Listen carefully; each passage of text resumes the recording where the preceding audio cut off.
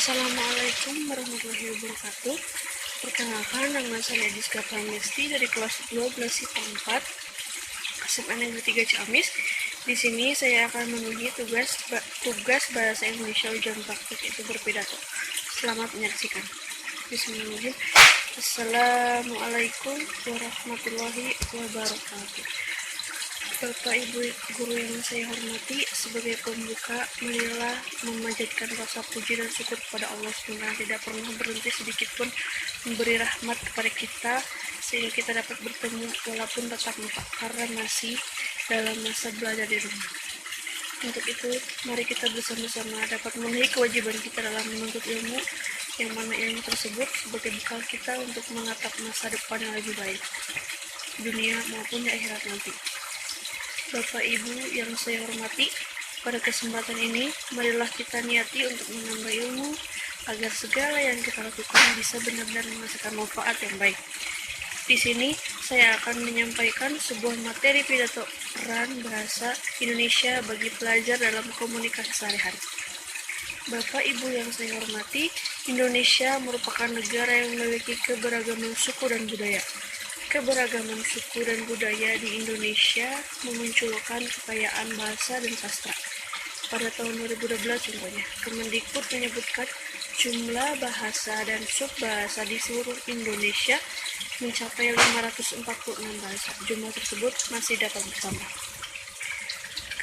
Keberagaman kebahasaan yang ada menjadikan Indonesia membutuhkan bahasa persatuan yang berfungsi sebagai sarana komunikasi.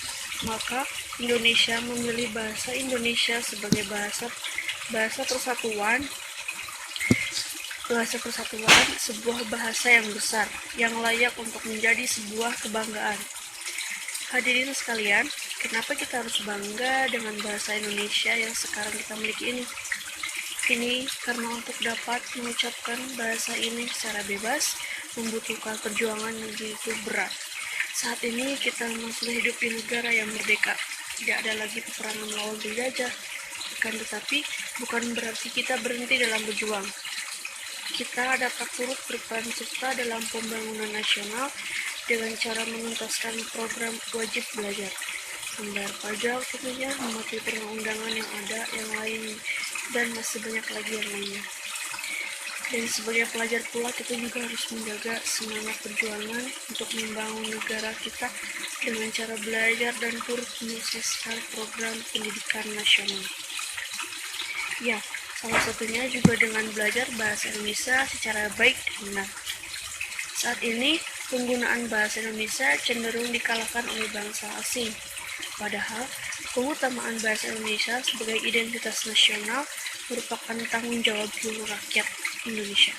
Kemajuan teknologi dan sumber daya tidak seharusnya membuat bangsa ini melupakan identitas dirinya yang tercermin dalam Sumpah Pemuda, yang menyatakan bahwa kita memiliki satu bahasa pemersatu, yakni bahasa Indonesia. Salah satunya, komunikasi sehari-hari pun harus diperhatikan kita sebagai warga asli negara Indonesia.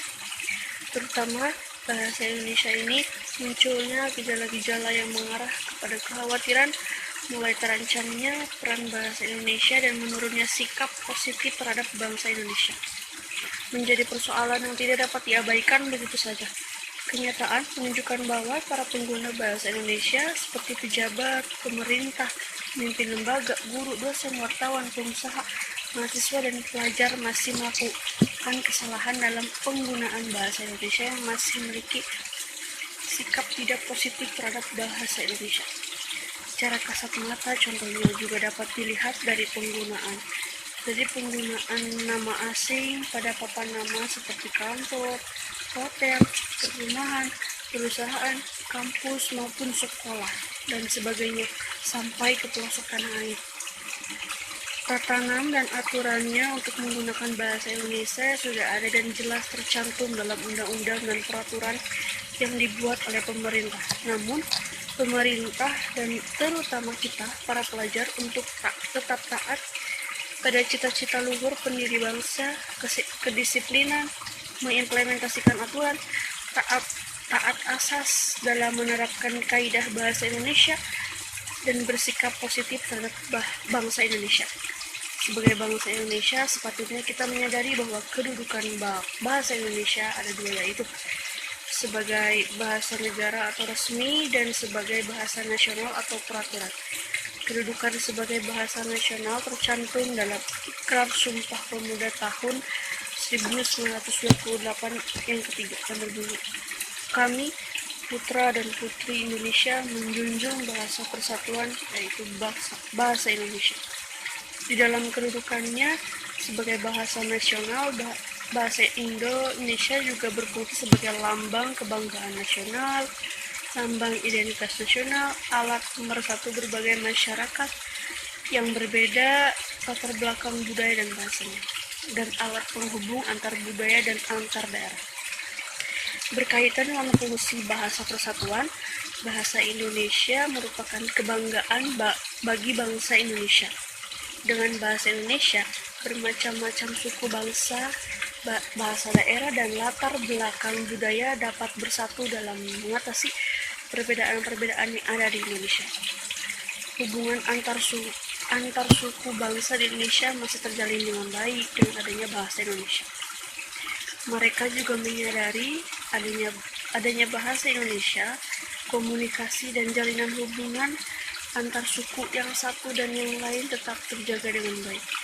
Peran bahasa Indonesia bagi pelajar khususnya dalam komunikasi sehari-hari, terkadang mungkin saja pelajar-pelajar yang ditemui tidak menggunakan bahasa Indonesia dengan baik dan benar. Seharusnya hal seperti itu harus sangat diperhatikan, apalagi bagi pelajar yang merupakan generasi penerus bangsa Indonesia ini. Karena akhir-akhir ini kekhawatiran terhadap mulai terancamnya peran dan kedudukan bahasa Indonesia dan lunturnya sikap positif terhadap bahasa Indonesia yang saat ini perlu mendapat perhatian dan penanganan yang cukup serius.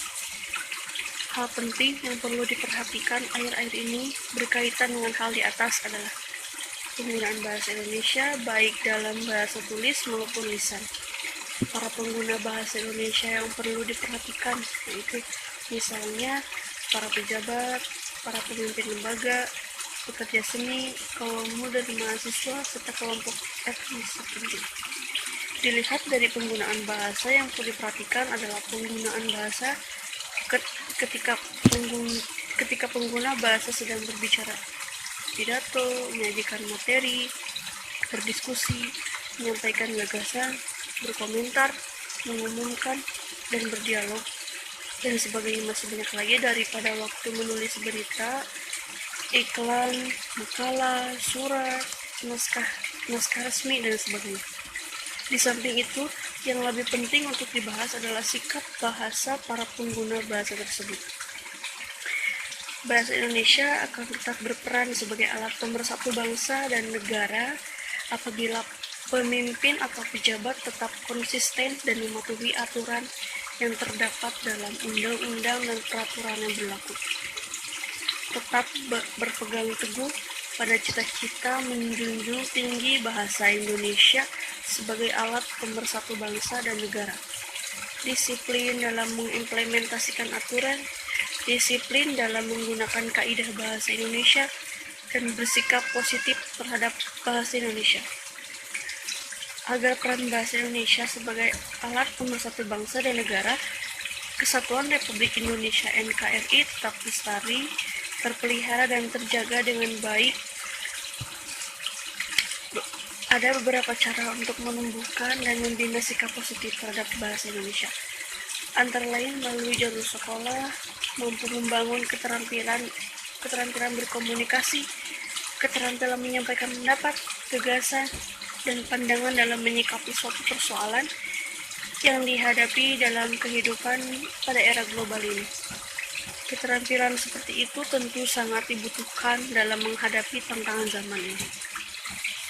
Istilah bahwa bahasa juga menunjukkan bangsa, ungkapan itu juga berarti bahwa bahasa menunjukkan jati diri karakter bangsa penuturnya. Tutur kata yang lembut dan santun, misalnya, juga dapat dipandang sebagai pencerminan dari karakter pribadi penuturnya yang santun. Untuk itu juga pengajaran bahasa juga harus diarahkan pada pendidikan karakter, budi pekerti yang lembut, berakhlak mulia, dan sikap yang santun. Hal itu karena dengan mencintai bahasa Indonesia berarti juga mencintai bangsa, karena bahasa pada hakikatnya juga merupakan simbol identitas negara.